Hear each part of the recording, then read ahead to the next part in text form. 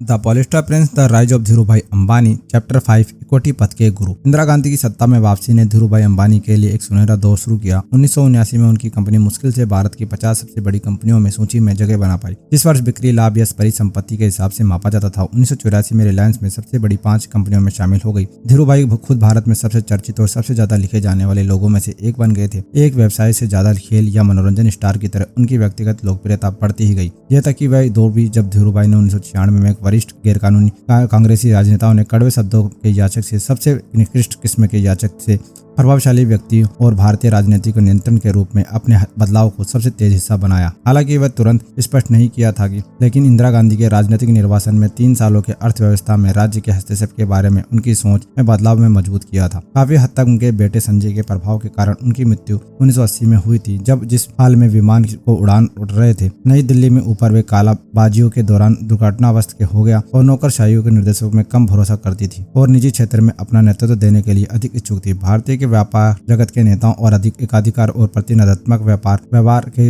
निहित क्षमता विस्तार और विविधीकरण के लाइसेंस नियंत्रणों के भारी छूट की मांग कर रहे थे। उनमें से एक थे टाटा समूह के प्रमुख JRD टाटा, जिन्होंने 1940 के दशक में अन्य लोगों के साथ स्वेच्छा से राज्य के नियोजन के ब्लॉक पर अपना सिर रख दिया। 1981 में टाटा नई दिल्ली में बड़े व्यापारी घरानों के मुक्त कराने के लिए आह्वान कर रहे थे। बौद्धिक ज्वार आर्थिक उदारीकरण के पक्ष में बदलाव गया। हालांकि इस दशक में अर्थान्य नीति और परिवर्तन को अधिक कुछ करने के प्रयास किया गया। इंदिरा के मामलों में आर्थिक पक्ष के मोहभंग के साथ राजनीति के लिए गहरी निराशा थी। प्रधानमंत्री के रूप में द्वारा कार्यकाल में पंजाब के सिख चरमपंथियों में परियोजना जित करने और नई दिल्लियों में मंजूरों को उम्मीद करने के लिए व्यापारी को राजनीतिक धन की बेपरवाह निकासी जैसे क्रूड तोड़ फोड़ चिन्हित था। जनता काल के दौरान इंदिरा गांधी ने अन्य कांग्रेसी हस्तियों के साधन धीरूभाई को कोशिशों के निश्चित सफलता रही और अक्टूबर 1980 में रिलायंस के पॉलिस्टर फिलामेंट जोन के निर्माण के लिए सरकार द्वारा दिए गए 3 लाइसेंसों में से एक मिला, जिसका बॉम्बे में महाराष्ट्र के भीतर इलाकों में पाताल गंगा के पिछड़े क्षेत्र के रूप में निर्धारित किया गया। लाइसेंस के 43 प्रयोगियों के बीच रिलायंस के बिरला सहित कई लंबे समय के स्थापित व्यापार घरानों को हराया। इससे लाइसेंस प्राप्त क्षमता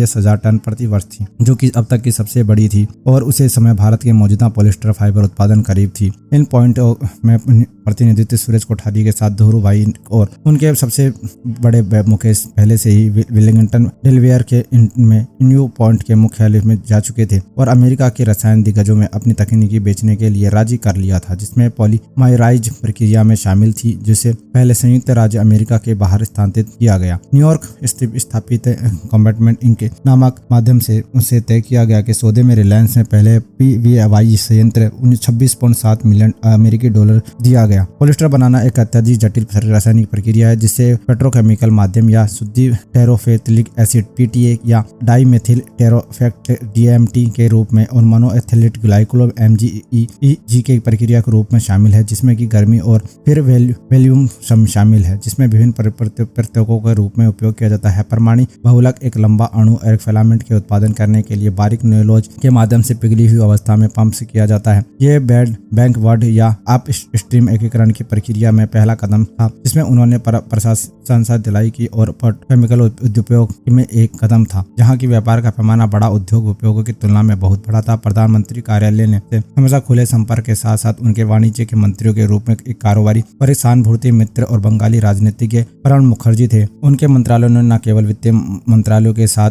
मिले ट्रिलियन स्तरों पर और एंटी डोपिंग शुल्कों सहित व्यापार की नीति निर्धारित करने के लिए मदद, बल्कि आयात के निर्यातों के मुख्य नियंत्रण में शक्तिशाली कार्यालयों के माध्यम से आयात लाइसेंस की प्रणाली को संचालन किया, जिसमें नई दिल्ली के उद्योग भवन में गलियारों जिंदगी व्यापारियों और एजेंटों से भरे थे। 1982 की शुरुआत में मुखर्जी वित्त मंत्री बने, जिससे वह व्यापक आर्थिक नीति के साथ साथ राजस्व जुटाने और कर पर परिवर्तन के विवरण में प्रभाव मिला। वित्त मंत्रालय ने भारतीय रिजर्व बैंक केंद्रीय बैंक को देखरेख की और जिसका गवर्नर अक्सर मंत्रालय का हाल है सेवानिवृत्त प्रमुख होता है। अपने बैंकिंग प्रभाव के माध्यम से मंत्रालय में अत्यधिक राजनीतिक बोर्ड और वरिष्ठ प्रबंधन नियुक्तियों के माध्यम से 26 राष्ट्रीयकृत बैंकों को प्रभावी ढंग से निर्देशित किया। यह बीमा कंपनियों और यूनिट ट्रस्ट ऑफ इंडिया जैसे वित्तीय संस्थानों की निगरानी करता था और भारत की कंपनियों द्वारा शेयर बाजारों में प्रवेश का नियंत्रण करता था। मनमोहन सिंह के बाद 1990 के दशक में वित्त मंत्री और मल्होत्रा एम नरसिम्हा सिंहान और S वेंकटरमन सहित सचिवों के तहत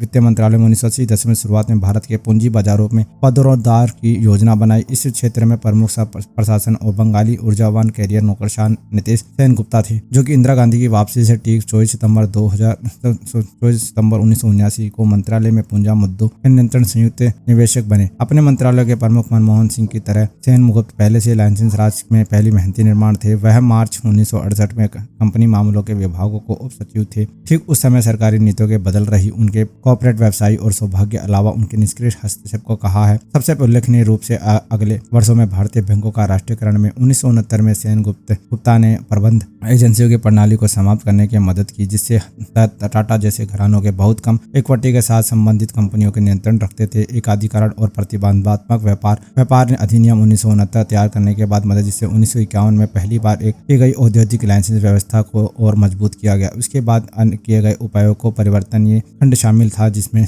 तहत सरकारी वित्तीय संस्थानों को कंपनियों को दिए गए दीर्घकालीन ऋणों के अनुपात में इक्विटी के बदलने का विकल्प दिया गया। विदेशी मुद्राओं को विनिमय अधिनियम 1973, जिसमें भारतीय को विदेशी मुद्रा या संपत्ति रखने की स्वतंत्रता और शक्ति प्रतिबंधित कर दिया। 1979 में वित्त मंत्रालय के आने पर सेन गुप्ता ने पहले से सोच के बदलाव शुरू किया, जिसके कारण उन्होंने 1995 में अपने संस्करण इन साइड द स्टील फ्रेम में लिखा, मंत्रालय और नौकरशाहों के हाथों में विशाल अनियमित शक्तियों होना और अनिवार्य में से जबरन वसूली, प्रलोभन और मशीनरी के अत्यधिक राजनीतिकरण की शिकायत समान आई। 1970 में सर्वोच्च शक्ति आर्थिक समन्वय पर कैबिनेट समिति द्वारा विनिमय योजना की गई, जिसका नेतृत्व प्रधानमंत्री करते हैं। सभी व्यापारिक उद्देश्यों के प्रधानमंत्री का कार्यालय मुख्य निर्णय लाना प्रधान आधिकारिक बना गया। प्रधानमंत्री के मंजूरी बिना कोई भी सार्थक परियोजना मंजूर नहीं की जा सकती थी, जो कि औद्योगिक लाइसेंस प्राप्त करने के कामयाब रहे। उन्होंने यह सुनिश्चित किया कि अगर अन्य लोग ऐसा ना कर सके, उनके धन प्रभाव और राजनीतिक बाहुबलों के पर बल किया गया। उद्योगपतियों के एक वर्ग, राजनेताओं के और एक वर्ग, नौकरशाहों के एक वर्ग बीच में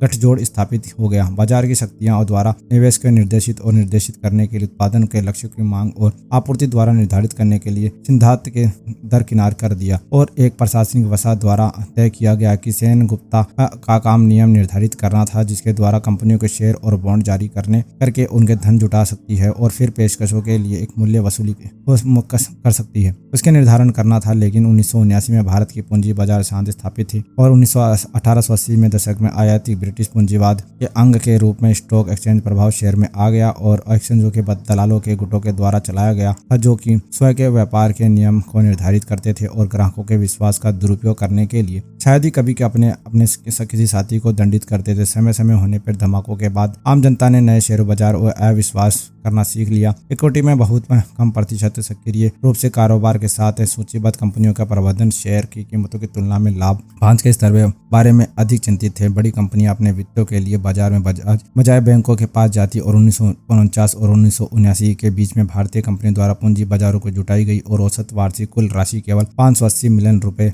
मिले थी, जो भी वर्ष में अधिक 1920 रुपए थी, जो 1983 के अंत तक जुटाई गई राशि का बढ़कर 10 मिलियन रुपए प्रति वर्ष की गई। और रिलायंस के प्रमुख भूमिका के अपने स्मरण के अनुसार सेन गुप्ता ने विश्व बैंक के भारतीय अर्थशास्त्री DC राव द्वारा किए गए एक अध्ययन के लिए किया गया था। उस समय भारतीय रिजर्व बैंक के साथ कार्यरत थे। राव ने परिवर्तनीय डिबेंचर पत्रों में अधिक उपयोग के सुझाव दिया। उनके निश्चित अवधि के लिए बॉन्ड पे प्रकृति के होते हैं तो ब्याज कमाते हैं, लेकिन उन्हें लाभांश अर्जित करने के लिए शेयरों में बदल दिया जाता था। निवेशकों के लिए उनका मतलब था कि कंपनी की परियोजना के निर्माण के दौरान आय और उनके बाजार चालू हो जाने से इक्विटी की संभावना कंपनियों के लिए स्टार्टअप के बाद ऋण के कटौती और वित्तीय संस्थानों के ऋण से बचने के लिए एक तरीका पेश किया, जो कि ऋण हिस्से के इक्विटी में बदलने के प्रमुख शेयरधारकों के बनाने के लिए विकल्प चुन सकते थे। फिर से धीरूभाई नीति शेयर तैयार किए थे। 1970 के दशक में शुरुआत में रिलायंस अपना उत्पादन बढ़ाया, जो कि उन्होंने हर जुटाने के लिए सार्वजनिक करने के लिए विचारों के शुरू कर दिया। 1973 में धीरूभाई और पाई परिवार सदस्यों में कर्नाटक में माइन लोन लिमिटेड नाम की एक कंपनी शुरू की थी, जो इस इरादा स्पष्ट है क्योंकि नाइलोलिन चुकता पूंजी केवल 11,000 रुपए थी। जुलाई 1975 में धीरूभाई ने कर्नाटक और बॉम्बे में उच्च न्यायालय में सहमति ली और एक सम्मेलन किया, जिसमें तहत छोटे सी माइलिन रिलायंस की संपत्ति और देनदारियों के लिए अपने कब्जे में ले लिया। उसके पास समय में लगभग 60 बिलियन रुपए की संपत्ति थी। 1970 तक कंपनी को बेंगलोर के वापस बॉम्बे स्थानांतरित कर दिया गया था। उनका नाम बदलकर रिलायंस टेक्सटाइल इंडस्ट्री कर दिया गया था। आपातकाल के समय लगभग बराबर अवधि के लिए जब TFI ने शक्तियों मंत्री थे, रिलायंस नाम के लिए औपचारिक रूप से अस्तित्व में नहीं था, पर यह चाल बाद में न्यूनीकरण के व्यापार के रूप में इस्तेमाल किए जाने के लिए एक केस स्टडी बन गया। 1977 में रिलायंस धीरूभाई उनके छोटे भाई नाथू भाई के होल्डिंग के लिए 10 रुपए प्रति सम मूल्य 2.8 मिलियन इक्विटी शेयर के सार्वजनिक पेशकश के लिए सार्वजनिक हो गया था। लिस्टिंग आवश्यकताओं को पूरा करने के लिए शेयरधारकों को इस प्रकार से व्यापार बनाने के साथ रिलायंस में जनवरी 1978 में बॉम्बे के अहमदाबाद में स्टॉक एक्सचेंज में सूचीबद्ध किया गया। उनके बाद रिलायंस शेयरधारकों के लगातार अधिक और बोनस जारी करके अपने संस्थान में इक्विटी आधार पर विस्तार किया गया। जब वित्तीय संस्थानों ने सितंबर 1979 में अपने ऋण को 20% इक्विटी में परिवर्तन कर दिया, लेकिन यह परिवर्तन डिबेंचर के उपयोग के माध्यम से धीरूभाई ने पूंजी बाजारों में अपनी बड़ी धूम मचाई। दरअसल धीरूभाई ने अक्टूबर 1979 में रिलायंस द्वारा आंशिक रूप से परिवर्तन डिबेंचर की सीरीज जारी करके सेनगुप्त की नीति का अनुमान लगाया, जिससे 17 मिलियन रुपए जुटाए गए। सेनगुप्त द्वारा परिवर्तन लंबे समय बड़े बंद पड़े साधन और अमजान रिलायंस अकेली नहीं थी। टाटा समूह के ऑटोमोटिव फर्म टोल्स ने 1980 में पूरी तरह से परिवर्तनीय इशू के लिए 1930 में मिलियन रुपए जुटाए, जिसके बाद गुजरात नर्मदा फर्टिलाइजर कॉर्प ने 430 मिलियन रुपए जुटाए। लेकिन 1980 में अंत में रिलायंस के बाद आंशिक रूप से परिवर्तनीय डिबेंचर जारी किए गए, जिससे सितंबर सीरीज 11 से 108 मिलियन रुपए और अलग साल अपनी सीरीज 111 से 240 मिलियन रुपए और अप्रैल 1982 में सीरीज 4 से 500 मिलियन रुपए जुटाए। धीरूभाई ने सेनगुप्त के काम करने की मंजूरी प्राप्त कर इसे और बेहतर बनाया और सामान्य रूप से कानूनी रूप से असंभव होना चाहिए। 4 डिबेंचर इशू के गैर में परिवर्तनीय हिस्सों की इक्विटी में परिवर्तन करना और इसे प्रौद्योगिकी के पत्र में द इकोनॉमिक सीन ने सितंबर 1984 में धीरूभाई के एक कवर स्टोरी पे शानदार और अपरंपरागत कदम करार दिया गया। रिलायंस के 1983 में अपनी ऋण पुस्तक 735 मिलियन रुपए काटने और सक्षम थी। इसकी तुलना में 103 मिलियन रुपए के मामूली इक्विटी के बदल दिया, जिससे रिजर्व 632 मिलियन रुपए बढ़ गया। डिबेंचर के 96.5 मिलियन रुपए वार्षिक ब्याज अतिरिक्त इक्विटी लाभ को बोझ केवल 36 मिलियन रुपए के आसपास था। इस परिवर्तन के रिलायंस को अक्टूबर 1984 में आंशिक रूप से परिवर्तन डिबेंचर की है। सीरीज के साथ वह अधिक ऋण जुटाने की अनुमति दी, जिससे 80 मिलियन रुपए तक जुटाए गए। सेनगुप्त ने इस बार इनकार करते हैं कि उन्होंने रिलायंस की अनुचित की अनुमति दी थी। उन्होंने कभी धीरूभाई को शेयर को आवंटन जैसे कोई लाभ प्राप्त किए थे। सेनगुप्त ने याद करते हैं कहा है कि उनके साथ मेरी पहली मुलाकात में मुझे नहीं पड़ा। डिबेंचर की तीसरी श्रृंखला के साथ धीरूभाई ने एक अनुरोध किया कि धारकों के लिए निश्चित शेयर अधिकारों के जुड़े अधिकारों को त्यागने का अधिकार होना चाहिए। सेन ने जोर देकर कहा कि डिबेंचर में शेयर नहीं उन्हें परिवर्तन नहीं किया। रिलायंस में बहुत से दृढ़ दिखाई है। उन्होंने अवसर पर सेनगुप्त ने प्रीमियम के अस्वीकार कर दिया और रिलायंस जारी करने की मांग कर दिया था। धारक में अनुमति को लाभ प्राप्त संकेत नहीं दिया गया था। चालू वर्ष में प्रो फॉर्म बैलेंस शीट के साथ बिना परिणाम के आज तक विस्तार इसे स्वीकार नहीं किया जा सकता था। उस दिन दोपहर 1 बजे सेनगुप्त ने अगली सुबह पूंजी मद्दों पर अपनी 7 सदस्यीय समिति की बैठक के लिए एक शाम बॉम्बे के लिए उड़ान भरी। जाहिर है कि बैठक के लिए कागजी कार्रवाई के तैयार करना असंभव होगा। उन्होंने रिलायंस से कहा कि 7 बजे बॉम्बे एयरपोर्ट के आगमन हॉल में बाहर आते समय सेनगुप्त ने रिलायंस के अकाउंटेंट ने मुलाकात की और उन्हें 7 समितियों के सदस्यों को प्रो फॉर्म बैलेंस शीट के नतीजों की एक कॉपी सौंपी। सेनगुप्त ने कहा कि मेरे पास मामले के हमारी बैठकें उठाने के अलावा कोई विकल्प नहीं था। 1986 में अंत में धीरूभाई के 8 वर्षों की जनता से अभूतपूर्व 9.4 मिलियन रुपए जुटाने, जिससे केवल अकेले डिबेंचर इशू और 5 मिलियन रुपए शामिल थे। सेन ने गुप्ता ने लिखा है कि वास्तव में इस कंपनी रिलायंस के लगातार परिवर्तन डिबेंचर रुपए शामिल थे। सेन गुप्ता ने लिखा है कि वास्तव में इस कंपनी के रिलायंस लगातार परिवर्तन डिबेंचर जारी देश की डिबेंचर बाजार में महत्वपूर्ण योगदान दिया है। किसी भी बहुराष्ट्रीय बड़े औद्योगिक घराने के समर्थन के बिना या बड़े पैमाने के वित्तीय संस्थानों के सावधानी ऋण के लिए बिना पूरी तरह जनता के प्राप्त संसाधनों पर एक बड़े व्यवसाय उपक्रमों को चलाने के एक नया प्रयोग किया था। यह पूरी तरह सच नहीं था। धीरूभाई ने बैंकों के दोलन नहीं किया, जैसे कि हम देख सकेंगे कि, लेकिन पूंजी बाजारों में उनका उत्कृष्ट समय हुआ, जिसे भारतीय व्यापार में पत्रकार इक्विटी पथ खाती है। और धीरूभाई ने कुछ श्रेय सही रूप से ले सकते हैं। 1980 और 1985 के बीच में शेयर रखने वाली भारतीय संख्या 1 मिलियन से कम बढ़कर 4 बिलियन हो गई थी। इसे रिलायंस शेयर धारकों के लिए 1985 में अंत तक मिलियन तक से अधिक हो गई और यह किसी भी भारतीय कंपनी का सबसे बड़ा शेयरधारक आधार है। ब्रिटिश टेलीकॉम या निप्पो टेलीफोन या टेलीग्राम जैसी उपयोगिताओं को निजीकरण तक शायद ही दुनिया में एक लोकप्रिय अनुकरण के सबूत था, जिससे कोई राजनेताओं और विशेष रूप से गुजरात जहां धीरूभाई ने स्थानीय नायकों दर्जा अर्जित किया, उन्होंने कुछ भी देने के लिए 2 बार सोचने में मजबूर कर दिया। सेनगुप्त ने शेयर बाजार को सनक में निवेशकों के लिए 3 गैर पारंपरिक वर्षों के प्रवेश कारण किया। एक भारतीय मध्यम वर्ग के और द्विवेदीय विश्व युद्ध शेयर बाजारों में उत्साह से भूल गया। दूसरा प्रवास भारतीय समुदाय था। 1960 के दशक में पूर्व अफ्रीका में अपने स्थानीय निष्कासन के ब्रिटिश उत्तरी अमेरिका और दक्षिणी अमेरिका का तेजी सुगम हुआ। उन्नत अर्थशास्त्र और पेशेवर और कुशल परिवेश के आहत प्राप्त करने के प्रत्यक्ष प्रवासियों द्वारा संवेदित हुआ। प्रणब मुखर्जी 1982 में बजट में बाद उन्होंने अनुवांशिक भारतीय और NIR को उनकी कंपनियों के सीधे भारतीय इक्विटी निवेशकों को करने कता सक्षम थी। तीसरी बार बड़े भूस्वामी किसान थे। 1960-1970 के दशक के दौरान हरित क्रांति की भारी फसल उपज वृद्धि के साथ समृद्ध हुए। उन्होंने अपनी आय पर छूट और आनंद लेने की जारी रखा। इक्विटी पथ लगभग 20 प्रमुख एक्सचेंजों में फैला है, जब प्रमुख शेयर बाजार दलाल रजिस्ट्री स्थित एक सदी पुराना बॉम्बे स्टॉक एक्सचेंज था, जो कि शहर के पुराने किलों में भीड़ भाड़ वाली सकरी गलियों में एक है, जहां दलाल, व्यवसायी, अकाउंटेंट और वकील पुरानी पत्थरों की इमारत में छोटे छोटे दफ्तरों में रहते थे। आकर्षण की लकड़ी और लोहे के बालकोनी के अवशेष थे। हालांकि सीमेंट और स्टील के कांच के 28 मंजिला ऑफिस टावर से घिरा हुआ था। पोडियम में ट्रेडिंग फ्लोर 1990 के दशक में उसी संचालित होता था। 19वीं सदी से होता है। परिधि पर एक कंप्यूटर मॉनिटर टिमटिमाते थे, लेकिन वह कभी उम्मीद नहीं थी कि वह झड़ते चिल्लाते नीली जैकेट पहने लुटेरे द्वारा किए जाने वाले उन्मत्त व्यापार और शेयर बाजार को अनौपचारिक रूप से कारोबार किए जाने वाले फुटपाथ के बाद बाजार में साथ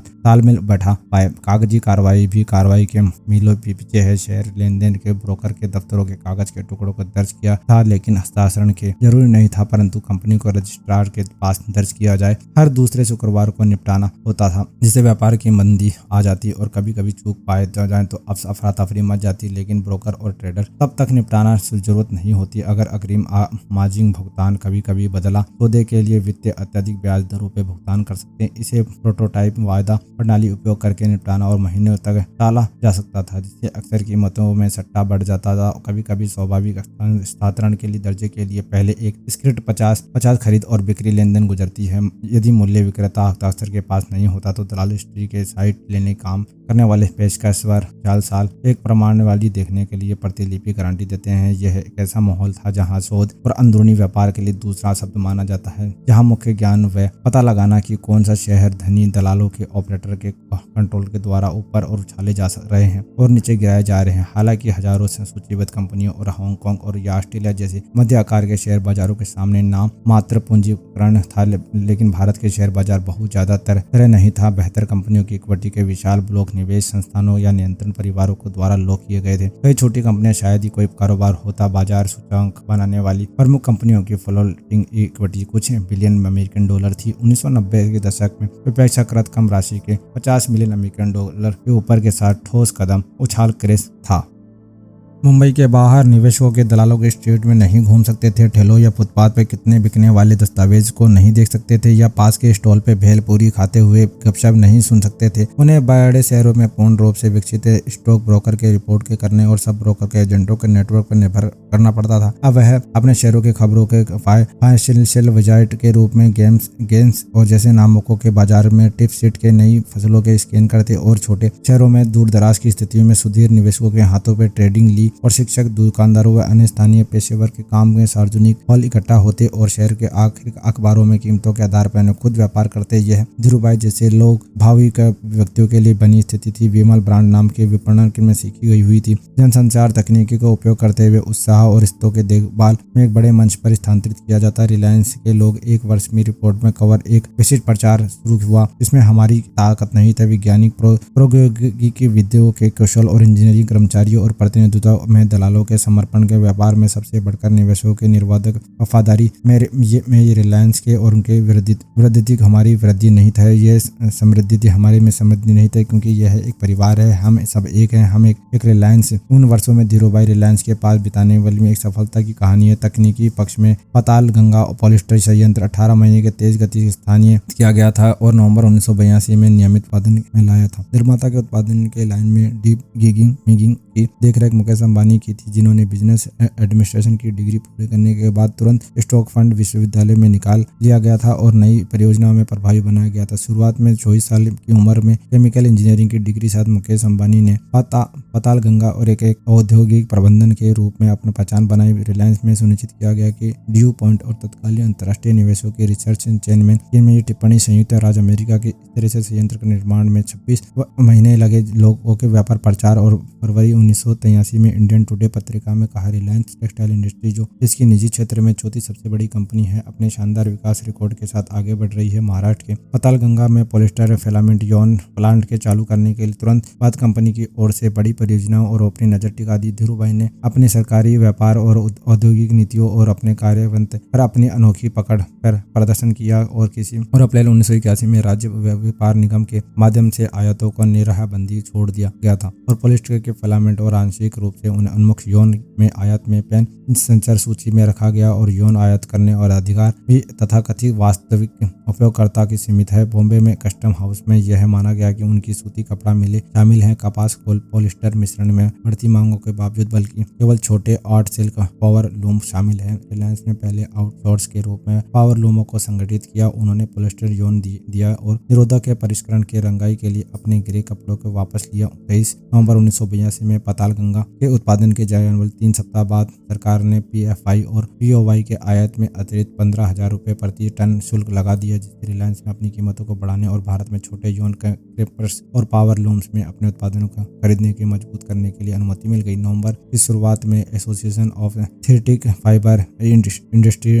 द्वारा नई दिल्ली में दिए गए सब मिशन की नीति में परिवर्तन का संकेत मिला गया था कि खुले समय सामान्य लाइसेंस चैनल के तहत विदेशी उत्पादनों द्वारा PFY और POY डोपिंग के उत्पादन में कमी आ रही थी और इक्विटी ढेर लग रहा था, इससे भारी नुकसान हो रहा था। अखिल भारतीय कॉन्फ्रेंस एसोसिएशन ने 1900 जो कि लगभग 1500 छोटे प्रोफेसर और प्रतिनिधित्व करता था, जिन्होंने PFI और POY बनाई और उन्होंने इसके लिए एक फाइबर में बदल दिया। अखबार में विज्ञापन दिए गए जिनका शीर्ष था क्योंकि टैक्स सेविंग उपयोग करने के मरने दिया जाना चाहिए और क्रेपर्स को कहा गया कि एंटी डोपिंग ड्यूटी के मामले में अग्रणी विकृति असत्य है। 1981 में घरेलू पॉलिस्टर उत्पादन 60% बढ़कर 16,000 टन हो गया था और जो कि फिर 50,000 टन प्रति वर्ष अनुमानित मांग कम थी। नए उत्पादनों को द्वारा PFI उत्पादनों में तेजी से अवधि से तेज संकेत नहीं मिल सका। बाजारों में बहुत से अधिक उत्पादन हो रहा था। मौजूदा सीमा शुल्क आयातों के लिए 650 प्रति वर्ष और जिसके ऊपर प्रगति उत्पादन की अतिरिक्त उत्पादन शुल्क और बिक्री कर रहा था। तस्करों के टेक्सटाइल पॉलिस्टर यौन पारंपरिक सोने की गलाई घड़ी और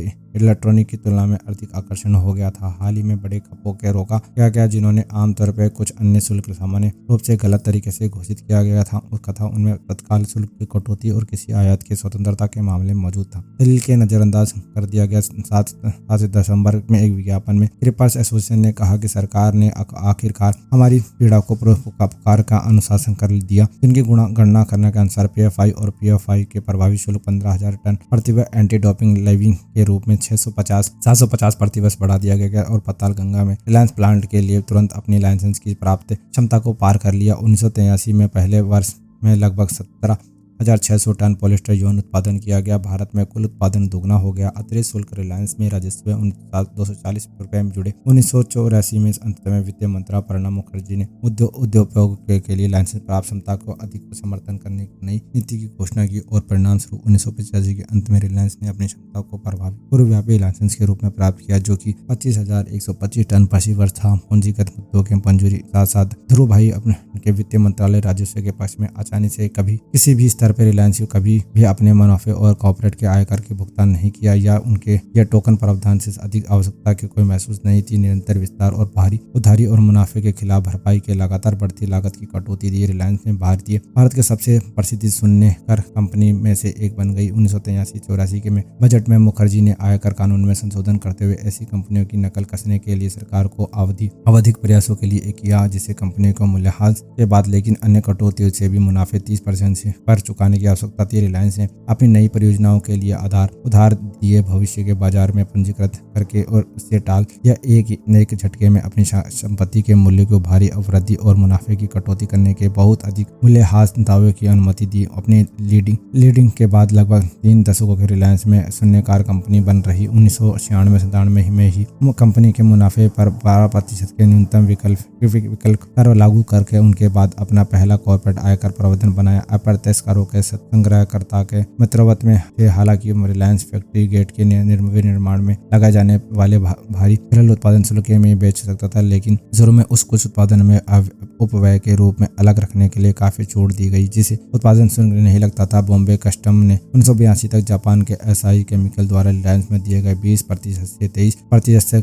बल्करता छूट प्राप्त स्वीकार किया। उसके बाद उसे शुद्ध टेफ्लोन एसिड आयात में 7% की छूट दी, जबकि मामलों में अंडर इक्विटीज के बारे में पूछताछ हो सकती है। सीमा शुल्क और उत्पादन के शुल्क के भारी कई अधिकारियों ने रिलायंस परिवार में शामिल हो गए, बजाय उनके दूर रहने के अधिकारियों का रिवाय अपनाया। पत्रकार क्रांति भट्टे 1983 में भारतीय रुबाई की बेटी दीप्ति की शादी में शामिल होने में याद करते हैं। जब बारात में शामिल हुए तो हिंदू परंपरा के अनुसार दूल्हे के पास समारोह में स्थल में तक जाती है, जिससे मेहमान में कभी कभी नृत्य करते हैं, जिससे डांडिया राज के रूप में जाना जाता है। भट्टा ने कहा कि मैंने खुद के वित्त मंत्रालय के मुख्य प्रवक्ता अधिकारी के साथ इंडिया राज खेलते हुए सड़कों पर पाया। उन निवेशकों के लिए सब रिलायंस की अधिक मुनाफे से जोड़ा गया था। 1979 में 82.1 मिलियन रुपए से बढ़कर 1985 में 713 मिलियन रुपए, जो कि 8 गुना हो गया, और जबकि वर्षों में बिक्री 1.55 मिलियन से बढ़कर 7.11 मिलियन, जो कि 4.58 गुना हो गया है, जो कंपनी में कभी भारत में सबसे अधिक लाभवर्धित कंपनी नहीं, चाहे निरपेक्ष के रूप में या पूंजी नेटवर्थ के टर्नओवर पर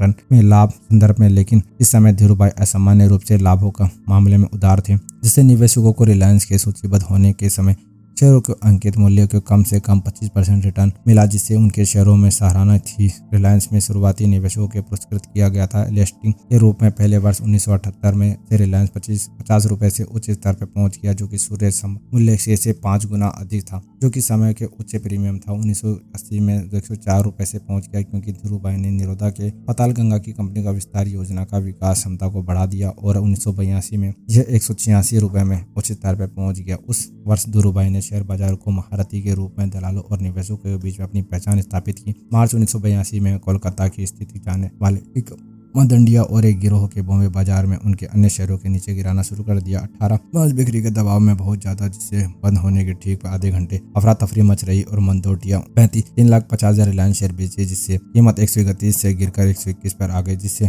पहले ही धीरूभाई अपने दलालों को ऑफर में रिलायंस में शेयर खरीदना करवाया, जिन्होंने उनसे ज्यादा शेयर बेचे और 1.1 मिलियन शेयर पहुंच गया। धीरूभाई ने उतने ही ज्यादा शेयर खरीदे जितने पश्चिम एशियन देशों में स्थित अनिवासी भारतीयों ने निवेश की ओर थे। आखिरकार मदंडियों द्वारा बेचे गए 8 लाख से ज्यादा शेयर मित्रवत दलालों ने खरीद दिए, और एक बहुत बड़ा पोकर खेल था जो कि मदंडियों ने शॉर्ट सेल किया, जिसे दूसरे शब्दों में उन्होंने अपने पास ना होने से शेयर की उम्मीद से में बेच दिए थे। फिर कीमत गिर गई और बाद में कीमत खराब शेयरों में खरीद लेंगे। रिलायंस खुद को कानूनी तौर पर शेयर नहीं खरीद सकता था, तो वह एनआरआई निवेशक कौन थे। इतनी जिम्मेदारी में 100 मिलियन रुपए खर्च करने के मौके में पहुंचे। इस 6 सप्ताह बाद रिलायंस में शेयरों में मानदंडियों में कई और मार के बाद धीरूभाई ने अपने विरोधियों को बीच काट दिए। हर दूसरे शुक्रवार को बॉम्बे स्टॉक एक्सचेंज में नए लेन देन रोक दिए, जबकि सदस्य पिछले पखाड़े के ट्रेंडों के निपटाने करते थे और उन्होंने आगे ले जाने के लिए बदला फाइनेंस की व्यवस्था करते। शुक्रवार 30 अप्रैल को धीरूभाई ने दलालों के बदला प्रणाली के तहत अपने अधिकार का इस्तेमाल करते हुए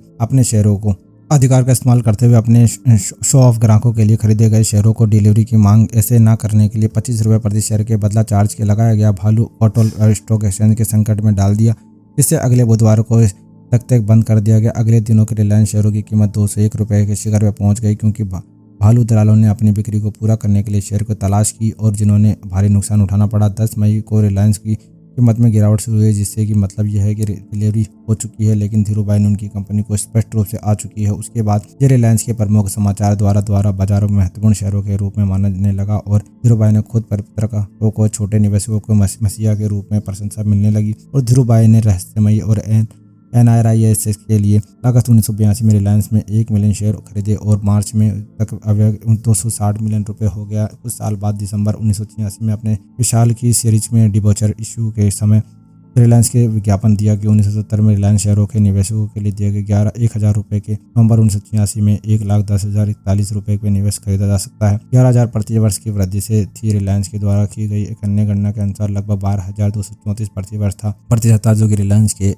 MRI मनमोहन नोट द्वारा किए गए विश्लेषण से पता चलता है कि 1986 में उद्गत मूल्य के प्राप्त के लिए निवेशकों के लिए अपने प्रारंभिक 1,000 रुपए के व्यय के उसके सामने पेश किए। प्रत्येक राइट्स के इश्यू और डिबेंचर के इश्यू के सब्सक्राइब करके बढ़ाया पड़ता, इससे परिसंपत्तियों के लिए कुल निवेशों के लगभग 30,000 रुपए की हो जाता। 1,08,000 रुपए के रुपए संचित हो जाती और हजारों अंकों के बहुत दूर था, लेकिन फिर भी 44.5% से प्रति वर्ष चक्रवृद्धि ब्याज की दर से बराबर था। हालांकि मोहन नोट ने स्पष्ट रूप से उल्लेख किया है कि निवेशकों की जांच के बाद 1983 में भले भी आउट किया होता तो वर्षवार चक्रवर्ती रिटर्न और अधिकारी प्रभावशाली 75% होता। 1984 के अंत धीरूभाई प्रशंसा के नए स्तर पर पहुंच गए थे। उन्होंने अक्सर भारतीय पत्रकारों में कवर दिखाई देने लगी। अगले वर्ष उन्होंने रिलायंस के व्यापक विस्तार की योजना की घोषणा कच्चे पेट्रोलिकल श्रृंखला खेलों में आगे बढ़ते हुए भारत का पहला शुद्ध टेक्सटोथेलियन एसिड PTA उत्पादन के लिए एक पॉलिस्टर मोनोएथिलीन ग्लाइकोल के लिए मुख्य इनपुट के बनाने के लिए संबंधित उत्पादनों को रेखीय एल्काइल बेसिस और उच्च घनत्व वाले पाइथिलीन के एक पॉलिस्टर प्लास्टिक बनाने के लिए और पातालगंगा पॉलिस्टर स्टॉफल फाइबर स्टॉक लंबाई फाइबर PFI के लंबे फिलामेंट तुलना में कम चमकदार यौन के उत्पादन करने के लिए बनाने के लिए 45,000 टन प्रति वर्ष संयंत्र के माध्यम से विस्तार किया जाएगा, जिसमें बड़े डिबेंचर जारी किए गए। अक्टूबर 1984 की सीरीज में 80 मिलियन रुपए जुटाने और 1985 में सीरीज में 2.7 मिलियन रुपए जुटे और पूरी तरह से ये अधिक सब्सक्राइब हुए। संभावित लोकप्रिय चरम 20 मई 1985 में पहुंच गया, जब रिलायंस में 1984 के परिणाम में मंजूरी देने के वार्षिक आम बैठक के रूप में Bombay Kapoor range football ground में किराया लिया।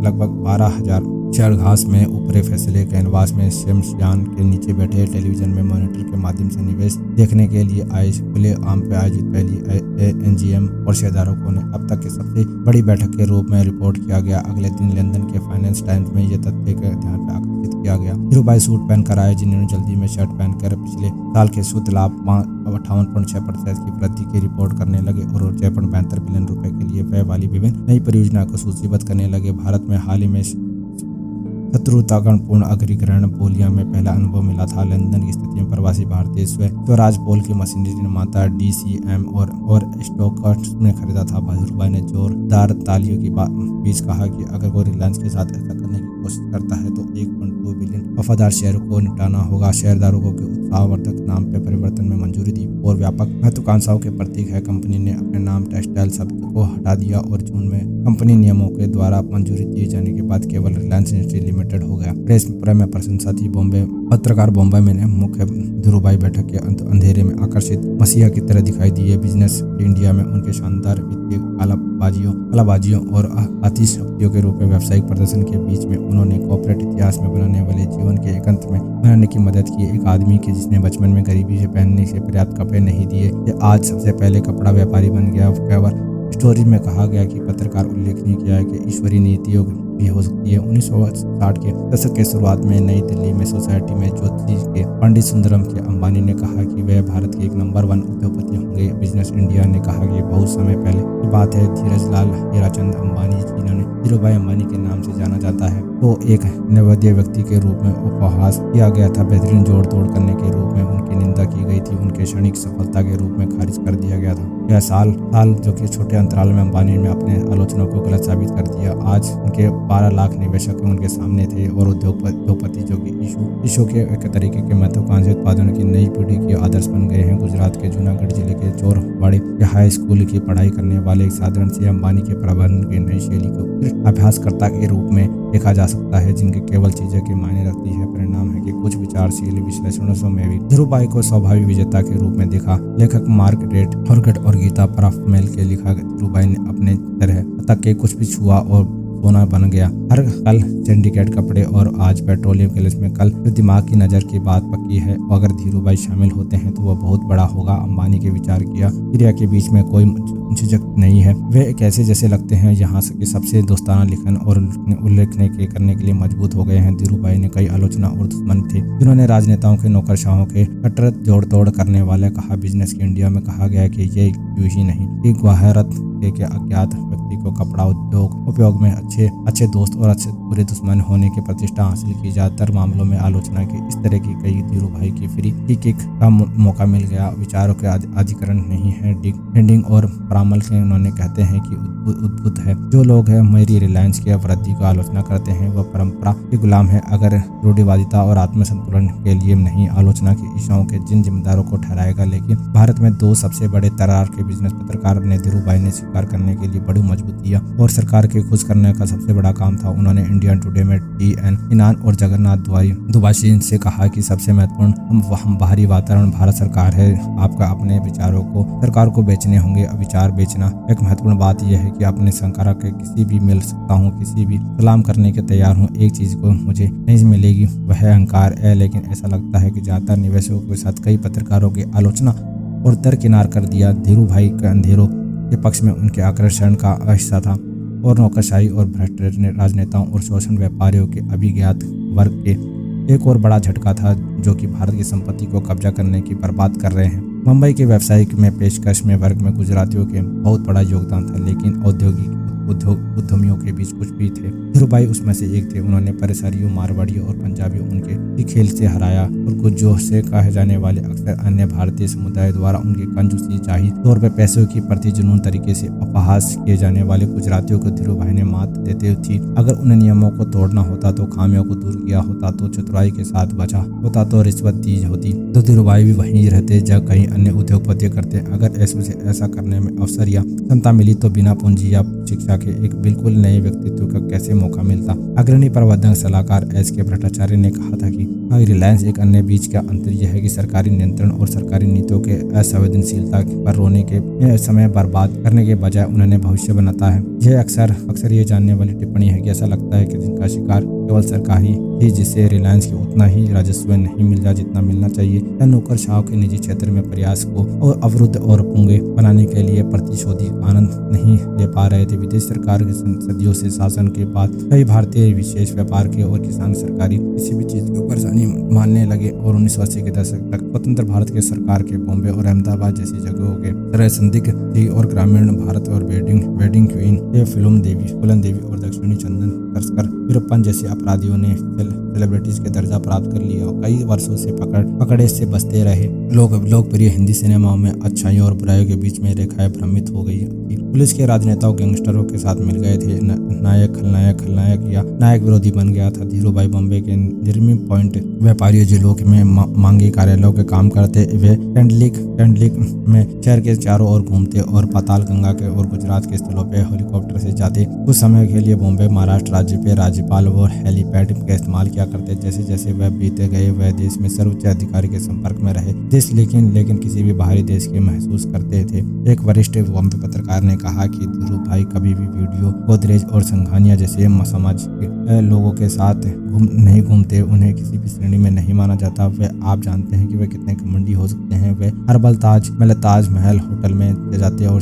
शराब पीते और सबसे देखते कि फिर वो चले जाते। बहिष्कार की भावनाओं के उन्होंने आगे बढ़ाया।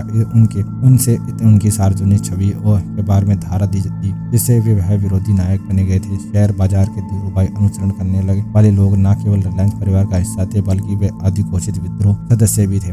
ये था जो कि the polyester in the rise of Dhiru Ambani का चूंकि 5 चैप्टर हमने देखा। प्ले लिस्ट में जाके आप इसकी सारी सीरीज हम देख सकते हैं। आगे की सीरीज के लिए हमारे चैनल पर बने रहिए। तो मिलते हैं नेक्स्ट वीडियो में।